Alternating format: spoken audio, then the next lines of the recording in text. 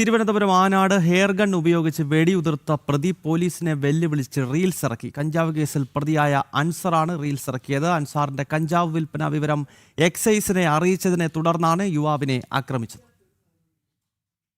CPIM നേതാവും മുൻ ward മെമ്പറുമായിരുന്ന ABK നാസറിന്റെ മകൻ അൻസാറാണ് പോലീസിനെ വെല്ലുവിളിച്ച് റീൽസ് ചിത്രീകരിച്ചിരിക്കുന്നത്. ഈ മാസം 3-ാം തീയതിയാണ് ആനാട് സ്വദേശി സഞ്ജയ്ക്ക് നേരെ അൻസാർ വെടിയുതിർത്തത്. കഞ്ചാവ് വിൽപ്പനയുമായി ബന്ധപ്പെട്ട വിവരങ്ങൾ എക്സൈസിന് നൽകിയത് സഞ്ജയാണ് എന്നാരോപിച്ചാണ് സഞ്ജയ്ക്ക് നേരെ വെടിയുതിർത്തത്. പിന്നീട് ഒളിവിൽ പോയ അൻസാറിനെ പിടികൂടാനും പോലീസിന് സാധിച്ചിട്ടില്ല.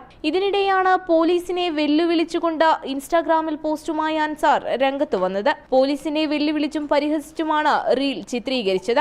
ഇതിനുശേഷവും പ്രതിയെ പിടികൂടാൻ പോലീസിന് സാധിച്ചിട്ടില്ല. പോലീസ് നടപടി ഉണ്ടാകാത്തതിനു പിന്നിൽ രാഷ്ട്രീയ ഇടപെടലാണെന്നും കേസില്ലാതാക്കാനുള്ള ശ്രമമാണ് നടക്കുന്നതെന്നുമാണ് ഉയരുന്ന വിമർശനം. ജനം, തിരുവനന്തപുരം.